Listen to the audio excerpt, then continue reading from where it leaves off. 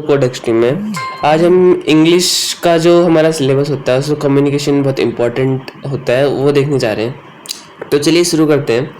Communication is very important function to manage any organization whether it is small or large. In another words nothing happens in management until communication takes place. बिना communication के एक जो company है या फिर management है वहाँ पे कुछ हो ही नहीं सकता है ना। अगर कोई आपस में बातचीत नहीं करेगा तो कैसे होगा कुछ, ठीक है। फिर ये सब तो देखो लिखा हुआ है कि लैटिन वर्ड वगैरह लिखा हुआ है। इसके बाद इस वाले पैरा में आते हैं। Communication is the process of passing information and message from one person to another. Communication क्या होता है? पासिंग इंफॉर्मेशन को पास करना एक आदमी से दूसरे आदमी के पास, ठीक है, एक पर्सन से दूसरे पर्सन को। It involves at least to persons, sender and a receiver. तो कम्युनिकेशन के लिए दो पर्सन तो रिक्वायर्ड है ना, एक जो सेंड करेगा, एक जो रिसीव करेगा, ठीक है। The sender develops and transmits message to the receiver. The purpose is to achieve common understanding between the sender and the receiver. तो जो पर्पज़ है वो क्या है इनकी बातचीत का, कि एक दूसरे को अंडरस्टैंड कर पाए ना, एक जो सेंडर है जो क्या इन्फॉर्मेशन दे रहा है वो समझ पाए ना रिसीवर, यही तो है। तो यही लिखा है यहाँ पे। The basic unit of communication in an organization is the link between manager and subordinator. Managers communicate to their subordinates and receive messages from them. To be effective as a manager you need to be an effective communicator. तो organization में basic unit क्या है communication की? जो link होता है ना manager और सबऑर्डिनेटर्स के बीच में, वो होता है, ठीक है। तो मैनेजर्स कम्युनिकेट करते हैं उनके सबऑर्डिनेट्स के साथ और मैसेजेस को रिसीव करते हैं उनसे, ठीक है। और अगर to be effective as a manager you need to be an effective communicator. अगर तुम्हें एक अच्छा मैनेजर बनना है, या फिर देखो मैनेजर की बात नहीं है, कोई भी चीज़ अच्छी बननी है, मतलब किसी पोस्ट में अच्छा बनना है तो तुम्हें एक अच्छा कम्युनिकेटर बनना पड़ेगा, ठीक है। फिर आते हैं ऑब्जेक्टिव्स। तो ये तो वो लिखा हुआ है। इसके बाद हम इस पे आते हैं, communication function in an organisation. ये बहुत इंपॉर्टेंट है। The communication function as a means by which the activities in the organisation are coordinated to achieve the organisation's goals. तो और कम्युनिकेशन फंक्शन क्या होता है? मीन्स होता है बाय विच जो ऑर्गेनाइजेशन के लोग होते हैं वो एक दूसरे के साथ बात करते हैं। तो उनका जो वो किस तरीके से एक दूसरे के साथ बात करते हैं वही हमारे कम्युनिकेशन फंक्शंस होते हैं, ठीक है। It is also the means by which behaviour is modified, change is effected, information is made productive and goals are achieved. तो लिखा है कि ये जो कम्युनिकेशन फंक्शन है इसे हम ये भी बोलते हैं, जो यहाँ पे लिखा हुआ है कि चेंज, जो उनका बिहेवियर होता है उसको देखना, जो उनके चेंज होता है उनके बिहेवियर में, ठीक है, इंफॉर्मेशन वगैरह पास करना, सब ये सब गोल्स आर अचीव्ड, ये गोल्स अचीव करके उनको बताना वगैरह वगैरह, ये सब कम्युनिकेशन फंक्शन है एक ऑर्गेनाइजेशन के अंदर। तो सीधा हम अब यहाँ चलते हैं। There are two main types of communication in every organisation, ठीक है। तो पहला क्या है? फॉर्मल, और दूसरा क्या है? इनफॉर्मल। पहले फॉर्मल देख लेते हैं। Formal communication refers to official communication which takes place through a chain of commands. Formal communication directly बहुत कम ही होती है face to face, chain of command से ये ज़्यादातर फ्लो करती है। तो यही लिखा है, it flows in formally establish channels and is concerned with work related matters. Members of the enterprise and expected to communication with one another strictly as per channels laid down in the structure. तो जो सारे लोग होते हैं इसमें एक organization में सारे लोग होते हैं, वो चेन ऑफ कमांड से उनके पास इंफॉर्मेशन जाती है उनके हायर ऑफिशियल्स से। तो यही सब यहाँ पे लिखा हुआ है। द फॉर्मल कम्युनिकेशन में भी डिवाइडेड इंटू 3 कैटेगरीज। अब जो फॉर्मल है वो डिवाइड करा जा रहा है 3 कैटेगरीज में। तो पहला आता है डाउनवर्ड कम्युनिकेशन। तो under this system the flow of communication from the top management downward to be operating level. It में ऑल्सो भी called a communication from a superior to a subordinate. तो क्या है कि डाउनवर्ड कम्युनिकेशन क्या होता है? जब किसी अपर ऑफिशियल से, एक ऑर्गेनाइजेशन के जो बड़ी पोस्ट में बैठा है अपर ऑफिशियल, उससे जब मैसेज आता है उससे कोई कम्युनिकेशन फ्लो होता है डाउनवर्ड, यानी कि नीचे जो छोटी पोस्ट में हैं लोग, उनके लिए जो मैसेज जाता है उसको हम डाउनवर्ड कम्युनिकेशन बोलते हैं। फिर क्या लिखा था यहाँ पे? इट में ऑल्सो भी called a communication from a superior to a subordinate. यही बोला मैंने कि सुपीरियर से जब सबऑर्डिनेट के लिए मैसेज फ्लो करता है उसे बोलते हैं हम downward communication. It follows the line of authority from the top to the bottom of the organisation hierarchy. वही सब लिखा है फिर से कि टॉप से बॉटम की तरफ फ्लो करती है information. Downward communication consist of plans, policies, orders and instruction, procedures and rules etcetera. इसमें क्या क्या इंक्लूड होता है? प्लान्स होते हैं, पॉलिसीज होती हैं, ऑर्डर्स होते हैं, इंस्ट्रक्शंस होते हैं, प्रोसीजर्स होते हैं, रूल्स होते हैं एटसेट्रा. ठीक है. upward communication, it means the flow of information from the lower levels of the organization to the higher level of authority. समझ गए? upward communication क्या होगा? lower level यानी कि जो छोटी पोस्ट पे लोग हैं जब वो communication करते हैं higher officials के साथ तो उसको बोलते हैं upward communication. It passes from subordinate to superior as that from work to foreman, foreman to manager. Work बोल रहा हूँ, वर्कर टू फोरमैन. मतलब वर्कर क्या हुई? सबसे लो पोस्ट हुई, फिर फोरमैन उससे बड़ी, फिर मैनेजर उससे बड़ी. From manager to general manager and so on. This communication includes opinion, ideas, suggestion, complaints, grievances, appeals, reports etcetera. तो इसमें क्या क्या होता है? ओपिनियंस होते हैं, आइडियाज़ होते हैं, सजेशंस देते हैं वो लोग, अपने कंप्लेंट देते हैं, कोई कंप्लेंट होगी, रिपोर्ट वगैरह etcetera. It is very important. अब इम्पोर्टेंस बता रहे हैं अपवर्ड कम्युनिकेशन की. As it serves as the feedback on the effectiveness of downward communication. तो डाउनवर्ड कम्युनिकेशन की जो इफेक्टिवनेस है ना उस पर फीडबैक देने का काम करती है अपवर्ड कम्युनिकेशन. क्या बोला मैंने? जो डाउनवर्ड कम्युनिकेशन की इफेक्टिवनेस है उस पर फीडबैक देने का काम कौन करती है? Upward communication. अब management is able to know how well its policies, plans and objectives are followed by those working at lower levels of the organization. जो ये होते हैं ना अपने मैनेजमेंट वाले होते हैं या फिर अपर ऑफिशियल्स होते हैं वो जान पाते हैं कि उनके जो लोअर लेवल पे जो लोग काम कर रहे हैं वो क्या कैसे पॉलिसीज़ को जानते हैं, उनको फॉलो कर रहे हैं कि नहीं कर रहे हैं. तो it keeps the management informed about the progress of the work and difficulties faced in the performance.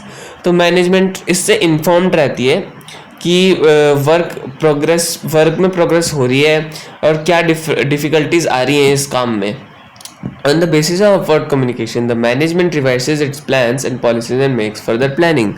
ठीक है. तो इसी के बेस पे इससे जो फीडबैक आता है उसी के बेस पे वो अपनी जो प्लान्स और पॉलिसीज़ होती हैं उनको रिवाइज करती हैं, कभी कभी चेंज कर देती होंगी और फर्दर प्लानिंग करती हैं. जैसे फॉर एग्जांपल उन्होंने कोई पॉलिसी बनाई जो कि बहुत डिफ़िकल्ट है फॉलो करने के लिए, तो लोअर लेवल के लोगों के लिए बहुत मुश्किल होगा ना उसे फॉलो करना. तो फिर जब फीडबैक आएगा कि वो लोग उसे ढंग से फॉलो कर ही नहीं पा रहे हैं क्योंकि बहुत मुश्किल है उसे फॉलो करना, तो वो लोग फिर उसको रिवाइज करेंगे, उसको चेंज करेंगे, है ना, उसको या फिर थोड़ा ईजी बनाएंगे.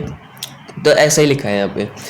फिर आता है हॉरिजॉन्टल कम्युनिकेशन. पर देखो ये काम हो नहीं पाता अगर फीडबैक नहीं आता तो, नहीं तो ऐसे तो वो लोग बना के छोड़ देते, सिंपल है ना. इसलिए बहुत ज़रूरी है फीडबैक जो कि आता है अपवर्ड कम्युनिकेशन में. किसको मिलता है? डाउनवर्ड कम्युनिकेशन को. ओके. फिर आता है horizontal communication.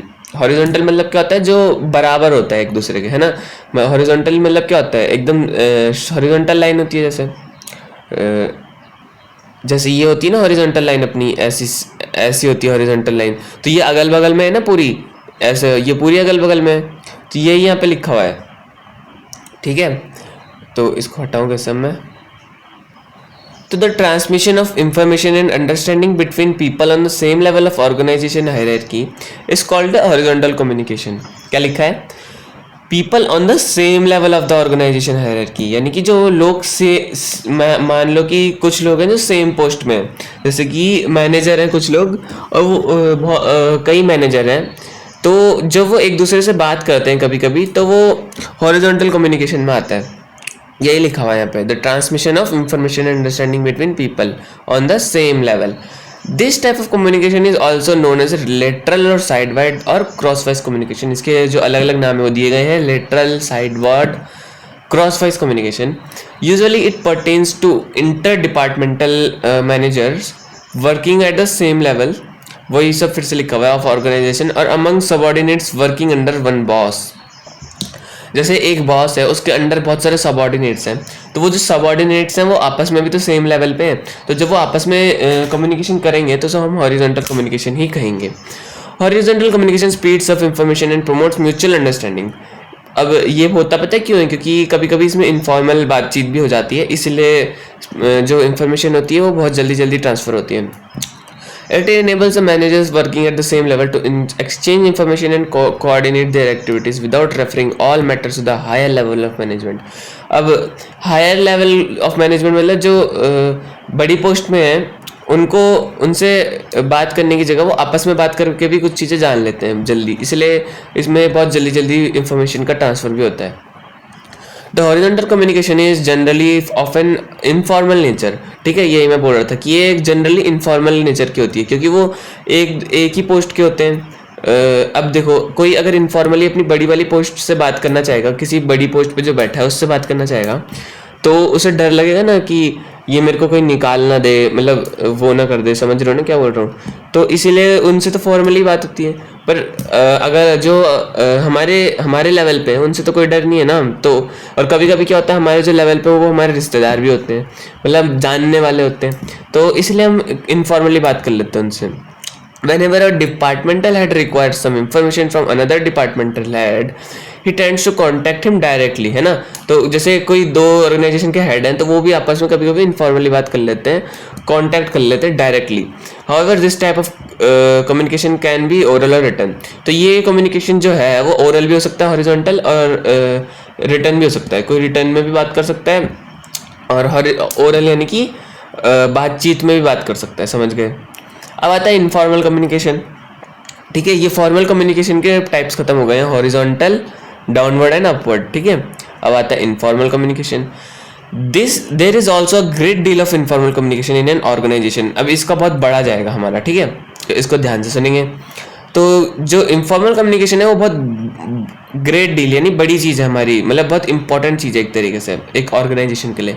This communication flows through informal channels and may or may not be work related. ठीक है, जो कम्युनिकेशन होती है ये वाली, इसमें ज़रूरी नहीं है कि वर्क के लिए रिलेटेड ही काम हो, वर्क के रिलेटेड ही बातचीत हो। जैसे फॉर एग्जांपल एक ऑर्गेनाइजेशन में एक इंसान ने एक दूसरे इंसान को कहा कि मेरे लिए मेरी चाय उधर रखी है, उसको लेके आ जाओ। तो ये भी तो एक कम्युनिकेशन हुआ ना, पर ये वर्क से रिलेटेड नहीं हुआ, पर ये था तो इनफॉर्मल, है ना। तो ये ऐसे एक एग्जांपल दिया मैंने। तो फिर informal communication cuts through the formal organization structure. ये cuts through the formal organizational structure, इसका मतलब क्या है? ये ऑर्गेनाइजेशनल स्ट्रक्चर को फॉलो नहीं करता, क्योंकि देखो दो लोग बात कर रहे हैं इनफॉर्मली, तो वो तो कैसे भी कर सकते हैं ना, वो वहाँ पे उनके रूल्स तो नहीं मानेंगे कि हमें ऐसी बात करनी है, डेट्स वाई। ठीक है, most of us are familiar with the term grapevine use to describe a network of informal communication. अब वो ग्रेप वाइन क्या होता है ना, इनफॉर्मली बात करने को एक तरीके से ग्रेप वाइन भी कहते हैं हम लोग। तो grapevines are present in all organisation. Grapevine मतलब ऐसा भी होता है कि इनफॉर्मली इंफॉर्मेशन को शेयर कर लो, मतलब अभी हायर ऑफिशियल से इंफॉर्मेशन आई नहीं है, पर वो होता है ना कि कुछ लोगों को पता लग जाता है और वो फिर कुछ और लोगों को बता देते हैं, फिर ऐसे ही वो इंफॉर्मेशन पास होती रहती है। तो इसी को हम ग्रेप वाइन बोलते हैं, और ये हर ऑर्गेनाइजेशन में प्रेजेंट होती ही है। तो grapevine are present in all organisations. In fact in large organisations there are many grapevines moving up down and across departments. तो मैनी ऑर्गेनाइजेशन में बहुत सारी ग्रेप वाइन्स होती हैं। ग्रेप वाइन्स फ्लरिश, ये देखो मतलब मूविंग अप डाउन मतलब पता है क्या है कि ग्रेप वाइन यानी कि जो सूचनाएं हैं वो इनफॉर्मली तरीके से ऊपर से नीचे, मतलब ऊपर की जो पोस्ट है उससे नीचे वाली पोस्ट वाले लोगों तक भी पहुंच जाती है। Grapevines flourish because communication is a natural human tendency. ठीक है, people who know each other in the organisation talk together informally. ये होते क्यों है अब ये बता रहे हैं, क्योंकि कुछ लोग क्या होते हैं, देखो बात करना तो हर किसी को होता ही है क्योंकि इट्स अ ह्यूमन टेंडेंसी, और कुछ लोग एक दूसरे को जानते होते हैं तो वो एक दूसरे से इनफॉर्मली बात करते हैं ऑर्गेनाइजेशन में। One thing they have in common is the organisation they work for. ठीक है, जो उनके पास कॉमन चीज़ होती है वो होती है कि जिधर वो वर्क कर रहे हैं वो ऑर्गेनाइजेशन वो उन पर कॉमन होती है। So they talk about the happenings in the organization. दो बातचीत करते हैं कि क्या क्या हो रहा है हमारी ऑर्गेनाइजेशन में। Grapevines carry two types of information, work related and people related. ठीक है, तो इसमें दो तरीके की चीज़ होती है, वर्क रिलेटेड होती है, people related. Employees want to know what is going on in the organization when they are not kept informed through formal channels. They seek information from the grapevine. जब फॉर्मल तरीके से उन्हें मिलती नहीं है information, तो वो ग्रेपवाइन के थ्रू अपनी इंफॉर्मेशन को सीख करने की कोशिश करते हैं. Likewise they are curious about the people they work with. या फिर देखो, या तो वो वर्क रिलेटेड बात जानना चाहेंगे, या फिर वो क्यूरियस होंगे उन लोगों के बारे में जानने में जो उनके साथ काम कर रहे हैं, है ना. एक तरीके से यही बात. फिर grapevine carry the type of personal information not generally communicated through formal channels. तो ग्रेपवाइन कभी भी फॉर्मल चैनल से पास नहीं होती है, इनफॉर्मली ही होती है हमेशा. Employees get to knows plans, promotions, punishments etcetera much before they are formally announced. तो ये बहुत इंपॉर्टेंट है कि उनको बहुत सारी चीज़ें पता लग जाती हैं. प्रमोशन किसका होने वाला है, पनिशमेंट किसको मिलेगी, प्लान्स क्या है आगे के, ये बहुत पहले ही पता लग जाता है उन्हें, इससे पहले कि फॉर्मली आती है ये information. Informality, however, reduces uniformity of communication and sometimes false or distorted news is circulated. तो इसका एक नुकसान भी है कि इससे क्या होता है ना, कभी कभी फॉल्स इंफॉर्मेशन सर्कुलेट हो जाती है, जिसकी वजह से बहुत दिक्कत होती है. फिर यहाँ पे लिखा हुआ है some employees consider the grapevine their main source of information. अच्छा, ये लिखा हुआ है कि कुछ एम्प्लॉयज ग्रेपवाइन को बहुत अच्छा मानते हैं, उससे उन्हें बहुत इंफॉर्मेशन मिल जाती है, क्योंकि it is fast, they get information quickly and more information is given than is normally included in formal download communications which are often written and may originate from someone they do not know personally. Formal information में क्या होता है कि information उतनी क्या बोलेंगे इसको, बढ़ा चढ़ा के नहीं दी होती है, एक तरीके से मतलब कॉम्प्रिहेंसिव तरीके से नहीं दी होती है, वो शॉर्ट में दी होती है. और जो देता है हायर ऑफिशियल, वो भी उसको वो जानते भी नहीं होते पर्सनली.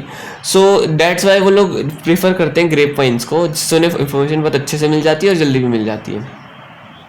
तो manager often become frustrated with grapevines. अब मैनेजर कभी कभी फ्रस्ट्रेट हो जाते हैं ग्रेपवाइन्स में, particularly when they carry incorrect information. तब होते हैं जब वो इनकरेक्ट इन्फॉर्मेशन, यानी एक तरीके से अफवाह भी बोल सकते हैं, वो फैलती है कभी कभी जब. बट ग्रेपवाइन्स तो एग्जिस्ट करते हैं, चाहे मैनेजर्स उन्हें कितना भी स्टॉप करने की कोशिश करें.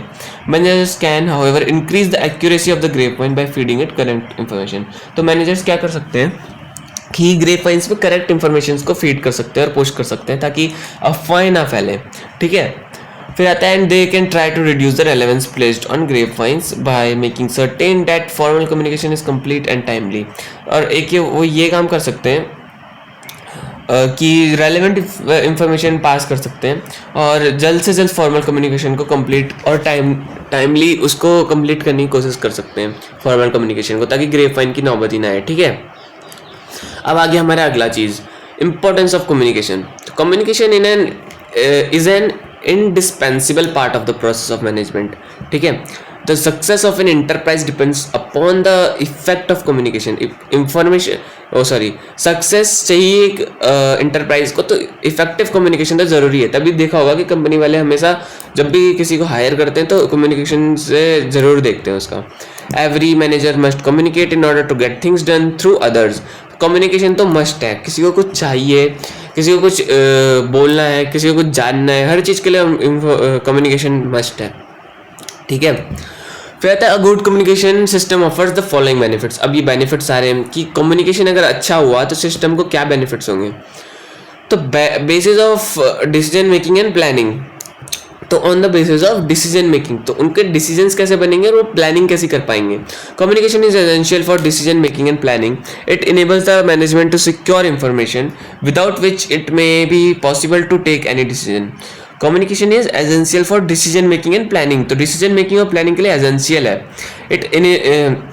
डिसीजन मेकिंग मतलब देखो, जैसे कोई भी डिसीजन लेना है, उसको बताना है, किसी को कुछ भी प्लान करना है, उसको डिस्कस करना है आपस में, किसी को बताना है ना, किसी से कुछ पूछना है उसके बारे में, तो ये सब कम्युनिकेशन से तो होगा ना.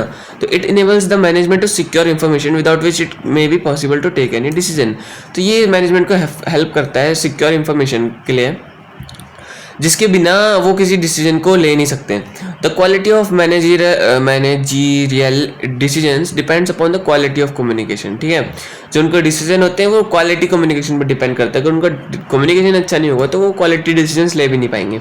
The decisions and plans of the management need to be communicated to the subordinates.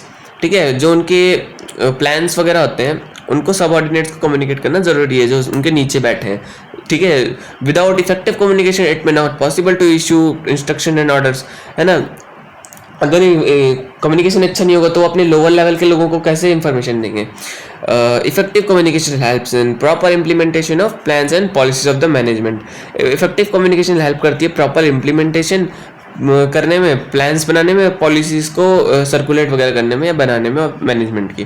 तो पहला पॉइंट क्या था हमारा, basis of decision making and planning. जो डिसीजन ले रहे हैं, जो प्लान्स बना रहे हैं, उसके लिए हमारा कम्युनिकेशन बहुत ज़रूरी है, ठीक है। फिर आता है स्मूथ एंड एफिशिएंट वर्किंग। तो एफिशिएंट वर्किंग चाहिए तो कम्युनिकेशन चाहिए, ठीक है। तो communication makes possible the smooth and efficient working of an enterprise, ठीक है। इस कम्युनिकेशन से पॉसिबल होती है स्मूथ और एफिशिएंट वर्किंग एक एंटरप्राइज की। It is only through communication that the management changes and regulates the action of the subordinates in the desired direction. तो ये कम्युनिकेशन की मदद से ही होता है कि जो मैनेजमेंट वाले होते हैं वो कुछ चेंज करते हैं, कुछ रेगुलेट करते हैं, जैसे रूल्स वगैरह में, subordinate in the desired direction. जो सबऑर्डिनेट पे जो एक्शन लिए जाते हैं सही डायरेक्शन, वो सब ये सब काम कम्युनिकेशन की हेल्प से होते हैं। तो अगर स्मूथ और एफिशिएंट वर्किंग चाहिए तो कम्युनिकेशन अच्छा होना चाहिए। तो पहला हमने क्या देखा था, डिसीजन मेकिंग, क्या देखा था हमने, decision making and planning. Decision making और प्लानिंग के लिए बहुत जरूरी है। तो ये की जो पॉइंट्स हैं इनको याद रख लिया ना, तो वहाँ जाकर तो तुम पेपर में जाकर तो खुद भी कुछ लिख देंगे, है ना। तो decision making and planning first point, smooth and efficient working second point, ठीक है। Third point, facilitates coordination. Coordination बनाता है अपना communication. Management is the art of getting things done through others and this objective of management can not be achieved unless there is unity, purpose and harmony of effort. वैसे ये थोड़ा मुश्किल point लग रहा है पढ़ने में भी। Communication through exchange of ideas and information helps to bring about unity of action in the pursuit of common purpose. It binds the people together and facilitate coordination. देखो मैं समझा देता हूँ इसमें क्या लिखा हुआ है, संक्षिप्त में समझाऊंगा कि कोऑर्डिनेशन ज़रूरी है और ये कम्युनिकेशन से ही होता है। लोग जो म्यूचुअल अंडरस्टैंडिंग बनती है वो भी कम्युनिकेशन से ही बनेगी, कोई किसी से गलतफहमी नहीं होगी, है ना। तो अगर हम ये पॉइंट लिखेंगे तो हम यही सब लिख देंगे इसमें। तो कम्युनिकेशन ये लिखा हुआ है, communication through exchange of ideas and information haves to bring about unity of action in the pursuit of common purpose. It binds the people together and facilitate coordination, ठीक है। तो यही सब लिखा हुआ है। तो पहला क्या था हमारा, डिसीजन मेकिंग एंड प्लानिंग। दूसरा पॉइंट क्या था, स्मूथ एंड एफिशिएंट वर्किंग। तीसरा पॉइंट क्या, फैसिलिट। फिर से देख लो एक बार, डिसीजन मेकिंग जो डिसीजन हम लेते हैं, और प्लानिंग, ठीक है, जो हम प्लान करते हैं। फिर स्मूथ एंड एफिशिएंट वर्किंग चाहिए, एफिशिएंट वर्किंग चाहिए तो कम्युनिकेशन रिक्वायर्ड है। फैसिलिटेट्स कोऑर्डिनेशन, या फिर यहाँ पे ये भी लिख सकते हो, फैसिलिटेट्स कोऑर्डिनेशन और यूनिटी। तो इसके लिए भी हमारी क्या है, ये कम्युनिकेशन रिक्वायर्ड है। Fourth point, increases managerial efficiency. Effective communication increases managerial efficiency. It is rightly said that nothing happens in management until communication takes place, ठीक है। मैनेजरियल एफिशिएंसी का मेरे हिसाब से मतलब ये है कि जो मैनेजमेंट है ना उसमें एफिशिएंसी कितनी है अंदरूनी तौर पे। तो एफिशिएंसी ऑफ अ मैनेजर, देखो मैनेजरियल एफिशिएंसी मतलब देखो आ गया यहाँ पे कि जो मैनेजर्स की एफिशिएंसी होती है, एक तरीके से वही बात हुई है ना, जो मैनेजमेंट की एफिशिएंसी होती है। तो efficiency of a manager depends upon his ability to communicate effectively with the members of his organisation, है ना। It is only through communication that management conveys its goals and desires, issues instruction and orders, allocates jobs and responsibility and evaluates performance of subordinates. तो यही सब लिखा हुआ है same कि managerial efficiency, समझ गए होगे ना तुम लोग, यही सब जो हमने पहले भी देखा। तो फर्स्ट पॉइंट क्या था, decision making and decision making and मैं खुद ही भूल जाता हूँ, decision making and planning. Second point क्या था, स्मूथ एंड एफिशिएंट वर्किंग, ऐसे कुछ था, हाँ देखो ये। फिर तीसरा पॉइंट था फैसिलिटेट्स कोऑर्डिनेशन और यूनिटी। फिर यहाँ पे आ गया मैनेजरियल एफिशिएंसी को बढ़ाता है, जो मैनेजर्स की एफिशिएंसी या फिर मैनेजमेंट की एफिशिएंसी, सीधा से भी लिख सकते हैं हम, increases management efficiency. Next point, sound industrial relations. Effective communication creates mutual understanding and trust among the members of the organization, ठीक है। It promotes cooperation between the employer and employees without communication there can not be sound industrial relations and industrial peace. तो यही है, फिर से वही point मतलब similar सा है कि इंडस्ट्रियल रिलेशन मतलब इंडस्ट्री में जो रिलेशंस है वो भी कम्युनिकेशन के थ्रू ही हो सकते हैं।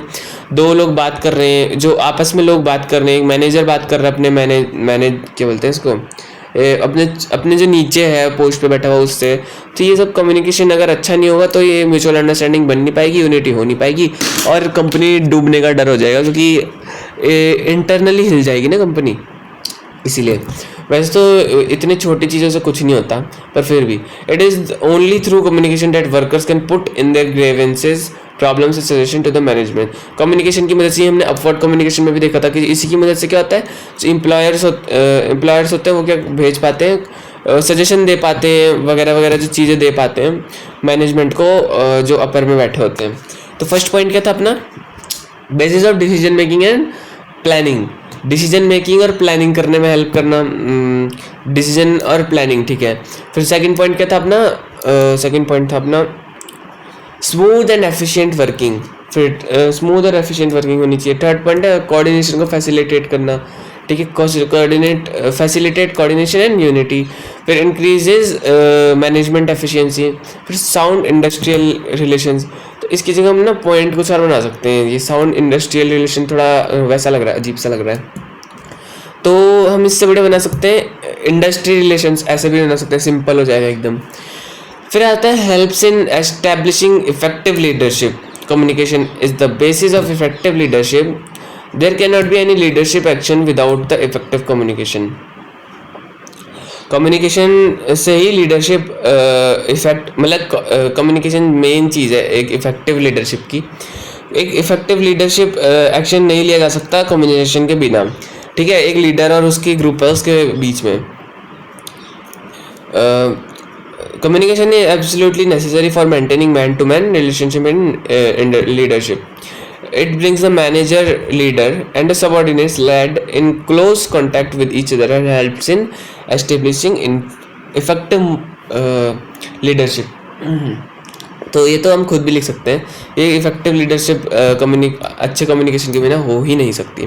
पहले क्या था, डिसीजन मेकिंग एंड रूल्स, ऐसे कुछ था. डिसीजन मेकिंग एंड प्लानिंग मेरे को याद ही नहीं होती चीज़ें बहुत जल्दी, ठीक है. Decision making and planning.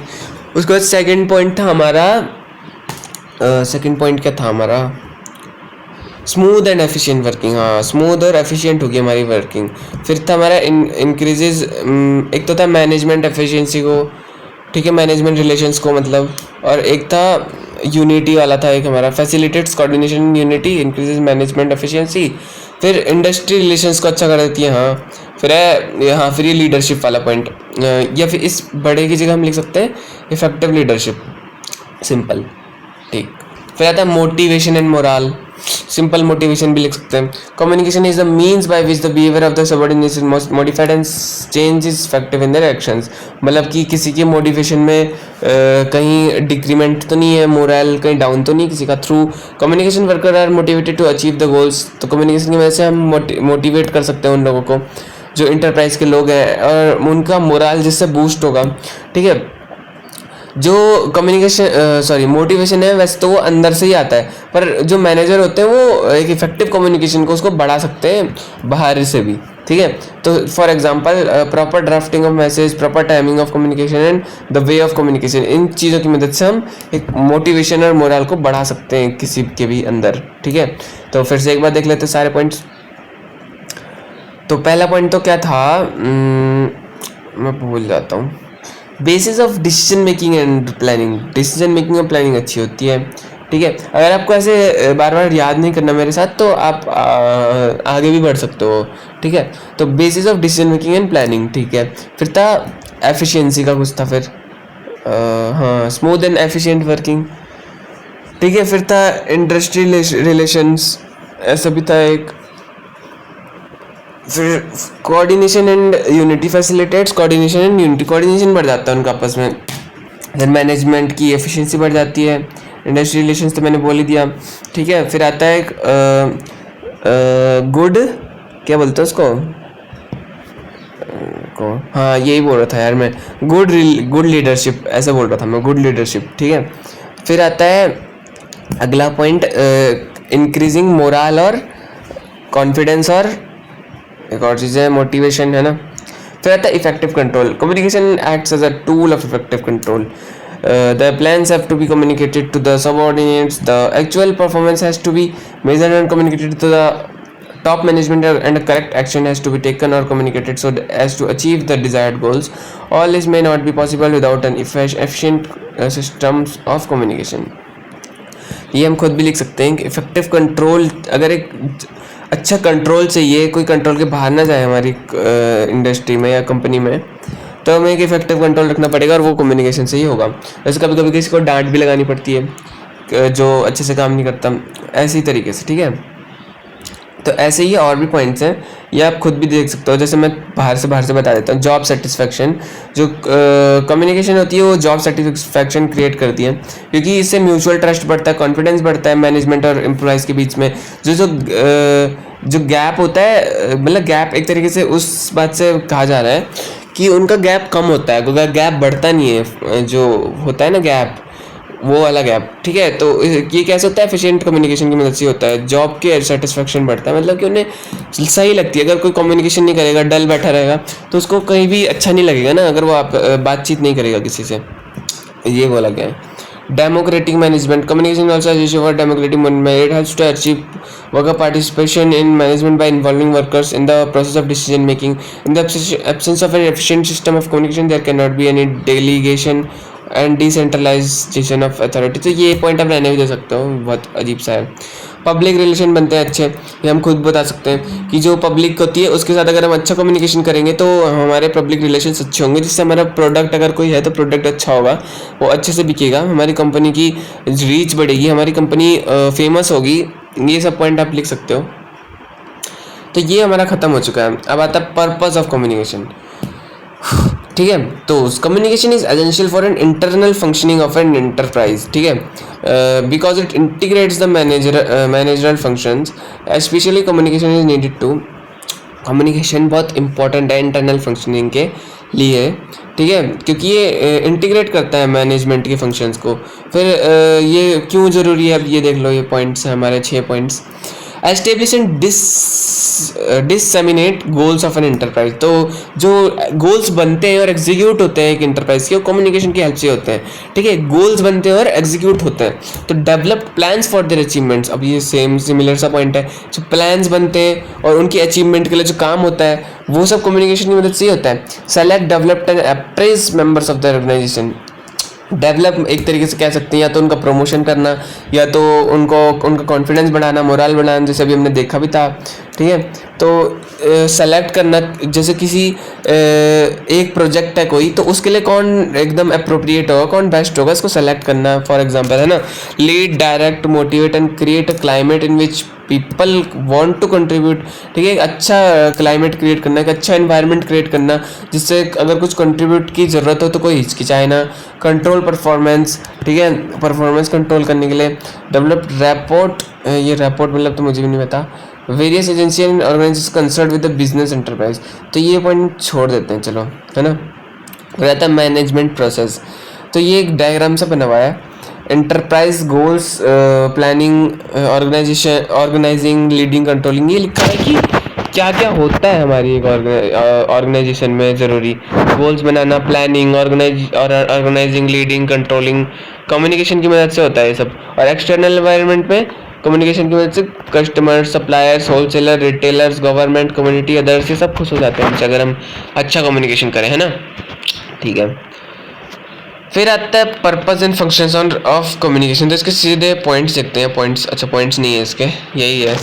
तो purpose and function of communication, purpose क्या है और फंक्शंस क्या है कम्युनिकेशन के, सेम चीज़ ही हो गई है ये एक तरीके से, ठीक है। तो इसमें यही लिखा हुआ है कि देखो, जो आपने ये ऊपर वाला डायग्राम देखा ना, ये बहुत इंपॉर्टेंट है, क्योंकि इससे हमें पता लग रहा है कि हमारे जो एक कंपनी है या फिर एक इंटरप्राइज है, उसके इंटरनल गोल्स भी पता लग रहा है और एक्सटर्नल इन्वायरमेंट में क्या हो रहा है ये भी पता लग रहा है। अगर ये एक्सटर्नल इन्वायरमेंट में जो हो रहा है उसको अच्छे से डील नहीं करेंगे तो ये इनके लिए अच्छा नहीं होगा। ये सब लिखा हुआ है कि देखो यहाँ पर लिखा हुआ है It is through information exchange that managers become aware of the needs of the customers, the availability of suppliers, the claim of close stockholders, है ना, regulations of governments and the concerns of a community. ये सब चीज़ें किसकी मदद से होंगी? External communication की मदद से, जो उनके साथ कम्युनिकेशन होगा, ठीक है, ये लिखा हुआ है. फिर कम्युनिकेशन प्रोसेस को डिफाइन करा गया है यहाँ पर, तो ये भी इंपॉर्टेंट है. तो communication process involve sender transmission of message through a selected channel, receiver and the feedback. ठीक है, तो क्या जरूरी है, मतलब क्या क्या चीज़ होती है? एक सेंडर होता है जो सेंड करता है, एक रिसीवर चाहिए जो रिसीव करेगा, एक मैसेज चाहिए और उसको ट्रांसमिट करने का मीडियम चाहिए, और एक फीडबैक चाहिए. तो फीडबैक भी बहुत ज़रूरी होता है. The sender of the message, communication begins with the sender. ठीक है, इसी से तो शुरू होगा. Who has a thought or an idea which is then encoded in a way that can be understood by both the sender and receiver. While it is usually to think of encoding a message into the English language, there are many other ways of encoding such as translating the thought into computer language. अब ये तो अलग चीज़ हो गई, लेकिन sender का मतलब आप समझ गए होंगे कि जो सेंड करता है मैसेज को, और उसका जो मैसेज है वो अंडरस्टूड होना चाहिए सेंडर को भी और रिसीवर को भी. अगर सेंडर को खुद ही अंडरस्टूड नहीं होगा तो वो ढंग से कम्युनिकेट भी नहीं कर पाएगा. फिर आता है channel for transmission of message. ये एक तरीके से हमारा मीडियम हो गया. ठीक है, समझ रहे हो ना. तो the information is transmitted over a channel that links with senders with the receiver. ठीक है, the message may be oral or written form, जैसे लेटर की मदद से इनफॉर्मल हो या फॉर्मल हो, या फिर ओरल यानी कि बातचीत में भी हम कर सकते हैं अपना कम्युनिकेशन. ठीक है, तो कहाँ था मैं? हाँ, तो इट में be transmitted through a memorandum, computer, telephone, television of course also facilities the transmission of gesture and visual clues. जैसे कि न्यूज़ वाले हमसे बात कर रहे हैं, कम्युनिकेट कर रहे हैं हमसे, भले ही वो एक वन साइड कम्युनिकेशन है, लेकिन फिर भी कर तो रहे ना communication. At all times 2 or more channels are use in a telephonic conversation. ठीक है, 2 people may reach a basic agreement that they later confirmed by a letter. Since many choices are available, each with advantages and disadvantages, the proper selection of the channel is vital for effective communication. ठीक है, तो एक proper channel हमें use करना चाहिए vital communication के लिए. ये चूज़ करना कम्युनिकेशन करने वालों का काम है. फिर आता है receiver. The receiver has to be ready for the message so that it can be decoded into the idea. तो रिसीवर को मैसेज को सुनने के लिए तैयार रहना चाहिए ताकि कुछ मिसअंडरस्टैंडिंग ना हो और वो आइडिया को डिकोड कर पाए एकदम बढ़िया तरीके से.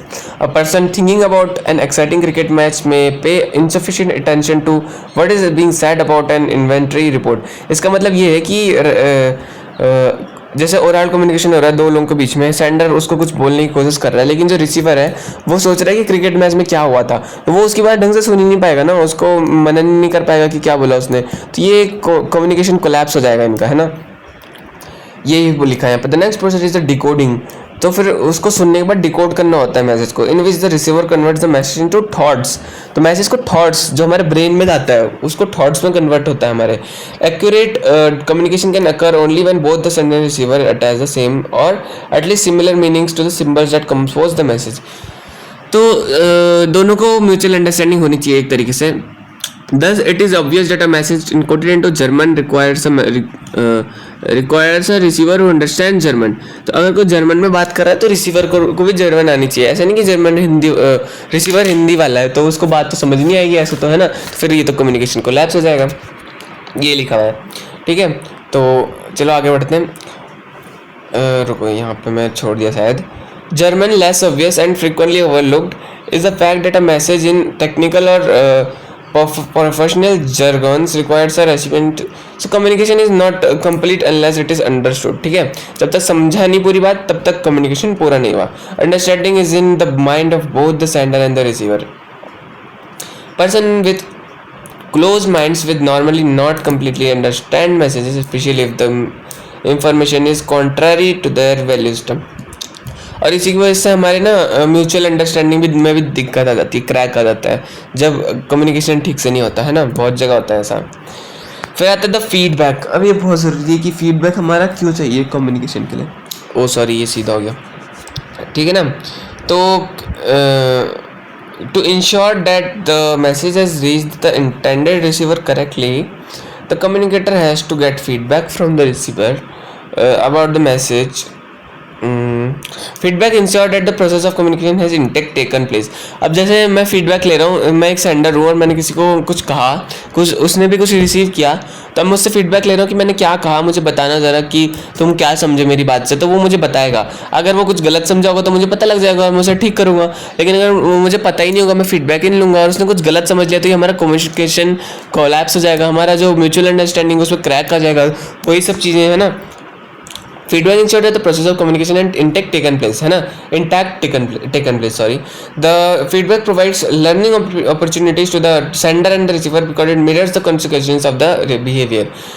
In addition, if the behavior has been found to be incongruous with the message, it opens avenues to make correction wherever necessary. जो मैंने बोला, without feedback it would be difficult to ascertain whether communication has been received as indicated or not. ठीक है, मतलब सही चीज़ पास हुई है या नहीं हुई है. In organizational settings, feedback is essential. Each employer needs to know where he stands vis-a-vis the organizational expectations so that he can adjust his behavior. तो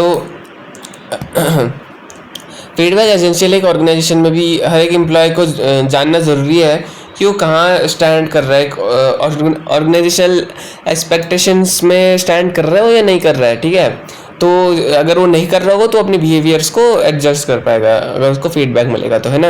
अगर उसका, क्योंकि हर जगह आजकल फीडबैक लिया जाता है, इसीलिए आप देखते भी होंगे, है ना. कॉलेजेस में भी टीचर्स का भी फीडबैक लिया जाता है. So all organisation need some feedback from employees on their policies. तो पॉलिसीज़ और प्रैक्टिस होती है ना, जो रूल्स बनते हैं उनमें भी फीडबैक लेते हैं वो अपनी जो हायर ऑफिशियल्स होते हैं वो लोअर ऑफिशियल से फीडबैक लेते हैं ताकि इंप्रूवमेंट की जा सके. ये हम पहले भी बहुत बार देख चुके हैं. All organisation have much mechanism to seek and receive feedbacks because the overall viability depends to a large extent on the sharing of information. ठीक है, अब इस बचे पार्ट को खुद देख लो एक बार. अब फीडबैक के बाद हमारा अगला पॉइंट आ रहा है noise and filters in communication. अब नॉइज और फिल्टर्स अब देखते हैं इसको. चलो, अगर समझ रहे हो कि नॉइज आएगी तो कम्युनिकेशन सही से नहीं हो पाएगा. Unfortunately communication effective by noise, है ना. अगर अगल बगल में बहुत हल्ला हो रहा होगा तो दो लोग आपस में बात नहीं कर पाएंगे. Which is anything whether is the sender, the transmission or the receiver that hinders communication. Communication suffers from distortion, something intended, sometimes unconscious and it seldom reaches. ये बहुत खतरनाक लिखा हुआ है.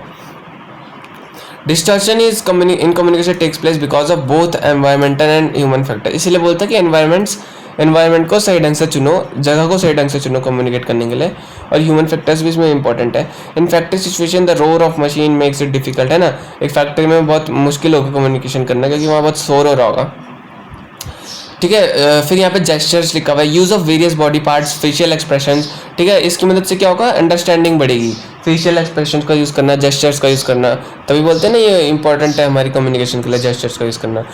फिर the most important are human factors, assumptions, values, past experience, stereotypes, predisposition, influence both the transmission reception. ये एक बार खुद देख लेना आप लोग. Thus the filters and messages passing through them get distorted.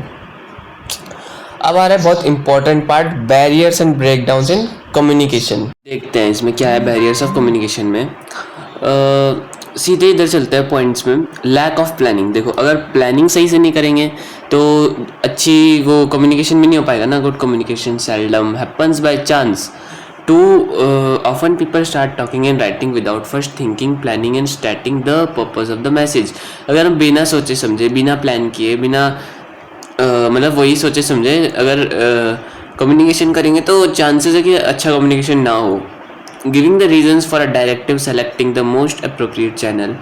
मतलब कि मोस्ट अप्रोप्रिएट चैनल का मतलब क्या, मोस्ट अप्रोप्रिएट एक तरीके से medium. And choosing proper timing, है ना, can greatly improve understanding and reduce resistance to change.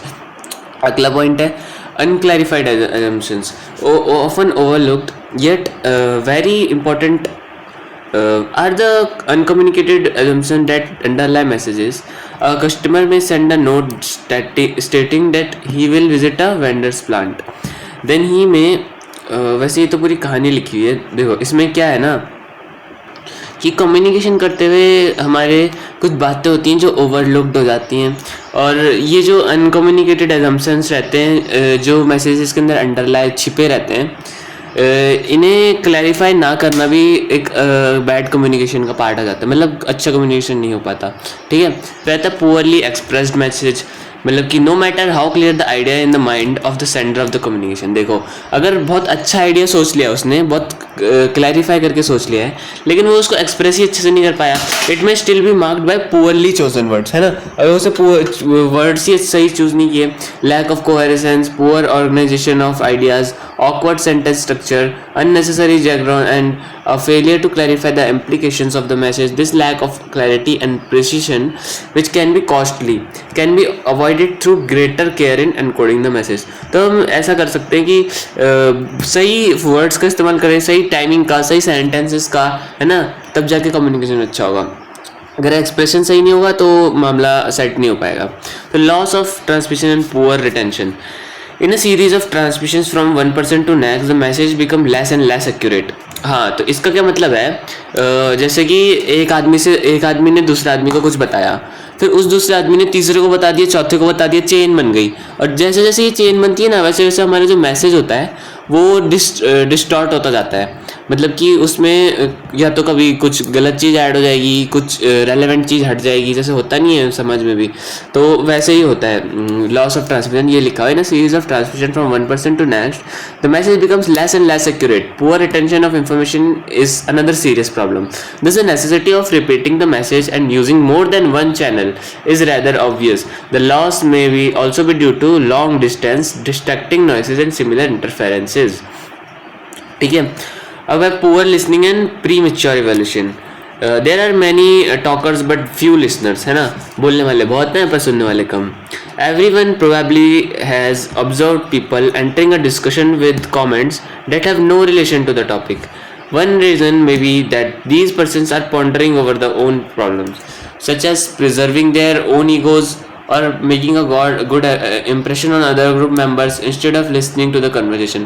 मतलब वो अपनी धुन में कुछ भी बोलते हैं वहाँ पे, जो कन्वर्जेशन हो रही है उससे रिलेटेड होना चाहिए ना कुछ, वो अलग ही चीज़ें बोलने लग जाते हैं, तो ये भी एक गलत चीज़ है। और कुछ लोग क्या करते हैं, और यही वो लोग होते हैं जो बोलते तो हैं पर सुनते किसी की नहीं है, और ना सुनना भी एक पुअर कम्युनिकेशन का फैक्ट है, फैक्ट नहीं है, मतलब पुअर कम्युनिकेशन का कॉज है, ठीक है। अब प्रीमेच्योर इवैल्यूएशन का मतलब क्या है कि हम जो लिसनर है, जो सुनने वाला है, वो समझ ही ना पाए कि बोल क्या रहा है स्पीकर, है ना। वो अगर समझ ही नहीं पाएगा तो कैसे कम्युनिकेशन सही हो पाएगा ना। तो ऐसा ही लिखा हुआ है यहाँ पे। फिर है semantic distortion. Semantic is the science of the meaning of words and symbols. Another barrier to effective communication is semantic distortion, which can be deliberate or accidental. An advertisement that states "we sell for less," है ना, is deliberately ambiguous. It raises the question less than what. देखो इसमें ये लिखा हुआ है कि जो कम्युनिकेशन है वो सिंबल और वर्ड्स में जब होता है ना कभी कभी, तो उसमें भी दिक्कत आ जाती है। जैसे कि यहाँ पे एक एग्जांपल दिया है, वी सेल फॉर लेस। जैसे किसी दुकान वाले वगैरह ने किसी ने पोस्टर डाला हुआ है कहीं पे कि वी सेल फॉर लेस, हम कम में बेचते हैं। पर अब कोई सोचिए लेस देन व्हाट, किससे कम में बेचते हैं, है ना, किसी महंगी चीज़ से। अब ऐसे तो किसी भी चीज़ से कम में बेच सकते हैं ना, तो ये एक वो कन्फ्यूजन क्रिएट करेगा ना यहाँ पे। तो वर्ड्स में इवोक डिफरेंट रिस्पॉन्सेज। तो वैसे भी हम लोग इंग्लिश को जानते ही हैं, या फिर हर लैंग्वेज में ऐसा होता है कभी कभी कि एक ही वर्ड के बहुत सारे मीनिंग होते हैं, इसलिए कभी कभी कन्फ्यूजन क्रिएट हो सकता है ना। To some people the government may mean interference और deficit spending, to others the same word may mean equalization and justice, है ना। तो इसके बहुत मतलब हो सकता है, ठीक है। तो अगर एक वर्ड के बहुत सारे मतलब हैं तो जो लिसनर है या फिर जो देखने वाला है पोस्टर को, वो कन्फ्यूज हो जाएगा कि इसका मतलब असल में क्या है ना। फिर आता है distrust, threat and fear. Distrust, threat, and fear undermine communication. In a climate containing these factors, any message will be viewed with skepticism. Distrust can be result of inconsistent behavior by the superior. अगर उसको speaker पर trust नहीं होगा तो वो उस पर विश्वास भी नहीं करेगा, और ये कम्युनिकेशन इससे अच्छा नहीं हो पाएगा, ठीक है। और फियर, अगर जो बोल रहा है स्पीकर उससे फियर होगा तो ढंग से सुन ही नहीं पाएगा ना जो लिसनर होगा, सीधी बात है। तो यही सब यहाँ पे लिखा हुआ है, आप पढ़ भी सकते हो, ठीक है। फिर है insufficient period for adjustment to change. The purpose of communication is to effect change that may seriously concern employees, shifts in the time. रुको एक second. The purpose of communication is to effect change that may seriously concern employees, shifts in the time, place, type and order of work, or shifts in group arrangements or skill to be used. Some communication points to the need for further training, career adjustment, or status arrangements. Change affects people in different ways, and it may take time to think through the full meaning of a message. Consequently, for maximum efficiency, it is important not to force change before people can adjust to its implications. इसका मतलब कि ये है कि किसी को time देना चाहिए. जैसे हमने किसी को कुछ चेंज करने के लिए कहा तो उसको टाइम देना चाहिए ना हमें चेंज करने के लिए. अगर हम उसे टाइम नहीं देंगे तो चेंज भी नहीं कर पाएगा. मतलब मैं तो इतना ही समझा इससे. फिर इसमें अगला पॉइंट है इंफॉर्मेशन ओवरलोड. अब ये तो समझ गए होगे ना तुम देख के ही. अगर कोई स्पीकर किसी लिसनर को भर भर के इंफॉर्मेशन दे देगा, बोलता जाएगा. जैसे कोई स्पीकर कुछ क्वेश्चन पूछना चाहता है तो लिसनर को ढंग से क्वेश्चन सुनना होगा ताकि वो आंसर अच्छे से कर सके. और उसने अगर 20 क्वेश्चन एक साथ कर दिए तो कैसे सोच पाएगा जो लिसनर है ना. तो यही यहाँ पे लिख सकते हो और पढ़ भी सकते हो आप. Improving communication. So, although many problems make effective communication difficult, the picture is not entirely bleak. As an entrepreneur manager, you can improve your communication effectiveness. ठीक है. अब ये क्वेश्चन भी आ सकता है कि कैसे हम कम्युनिकेशन को अपना वो कर सकते हैं, एनहेंस कर सकते हैं. तो यहाँ पे ये बहुत बड़ा लिखा हुआ है ना. तो इसके मैं आपको पॉइंट्स बताता हूँ, इसके समरी बता देता हूँ इसकी पूरी, है ना, क्या हो सकती है. देखो इसके 2 तरीके के आंसर हो सकते हैं. एक आंसर तो एक नॉर्मल इंसान के लिए और एक आंसर है कि एंटरप्रेन्योर वगैरह के लिए. तो पहले मैं नॉर्मल इंसान का बता देता हूँ. तो फर्स्ट पॉइंट हो सकता है प्रैक्टिस स्पीकिंग डेली, है ना. तो speak in English with friends, teachers और family members. The more you speak the more confident you become, है ना. तो प्रैक्टिस स्पीकिंग डेली मतलब जैसे कि इंग्लिश है तो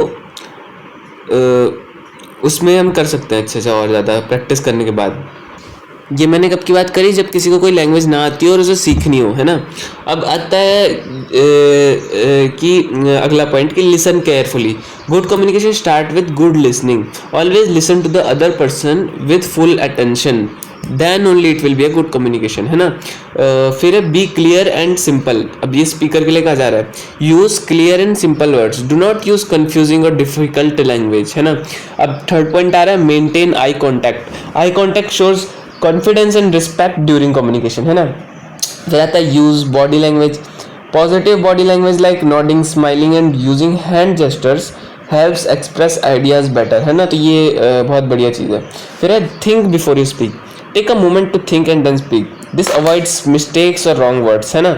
वरना कभी कभी कुछ गलत वर्ड्स भी निकल सकते हैं हमसे वहाँ पे. फिर आता है ask questions. If something is not clear, ask question, do not hesitate. This shows interest and helps in better understanding, है ना. तभी तो अच्छे से जवाब दे पाएंगे हम उस बात का. फिर आता है practice regularly. Talk with friends, join group discussions and speak in front of a mirror to practice. मतलब ये वो दे रखे हैं कि प्रैक्टिस करनी चाहिए एक इफेक्टिव कम्युनिकेशन सीखने के लिए, है ना. तो ये तो थे हमारे एक नॉर्मल इंसान के लिए. अब एक जॉब वाले इंसान के लिए तो वो क्या कर सकता है, वही सेम चीज़ें. पहले तो बी अ गुड लिसनर, है ना. Listen carefully to team members, managers and clients. फिर आता है use professional language. Speak politely and respectfully. Avoid using slang or informal words in emails and meetings, समझ रहे हो. फिर है ईमेल बोल रहा हूँ. Improve writing skills. Write clear and short emails, reports and messages. Always check grammar and spelling. फिर है बी कॉन्फिडेंट इन मीटिंग्स, है ना. फिर है learn from feedback. Accept feedback from seniors and learn from it to improve your communication style. अब ऐसे नहीं कि कुछ उन्होंने वैसी बात लिख दी है कि तुम ऐसे हो तो तुम उसको इम्प्रूव करने की जगह उसे अलग तरीके से देख रहे हो, है ना. तो लर्न फ्रॉम फीडबैक. फिर है use technology well. Use tools like email, chat and video calls properly to stay connected with the team. फिर है प्रैक्टिस एंड ऑब्जर्व. तो watch how good communication in the office talk and try to learn from them. Practice speaking, है ना. उनको देख के सीखो. जो पहले से वहाँ काम कर रहे हैं लोग ऑफिस में, वो कुछ जो एक्सपीरियंस लोग हैं वो कैसे कम्युनिकेशन कर रहे हैं, अच्छा कम्युनिकेशन. तो उनको देखो और सीखो, है ना. तो देख के भी सीखा जा सकता है. तो यही था कम्युनिकेशन. इसके बाद तो ख़त्म ही हो गया ये. हमने पूरा कम्युनिकेशन पार्ट को क्लियर कर दिया। यहाँ पे समरी भी दे रखी है, देखो ये भी पढ़ ही लेते हैं आखिर में। Communication is very important in every organization whether it profitable or non profitable organization. Effective communication is the responsibility not only of the sender but also of the receiver of the information. We need to be a good listener. We need to listen actively with both our ears and our eyes open, hearing what others are saying and understanding their non-verbal communication. ठीक है, तो ये अब कुछ चीज़ें हैं, question है जो आप देख सकते हो, कर भी सकते हो। तो होप करता हूँ कि आपको समझ आ गया होगा पूरा कम्युनिकेशन। समझ आए तो कमेंट करके ज़रूर बताना। तो थैंक्स फॉर वॉचिंग।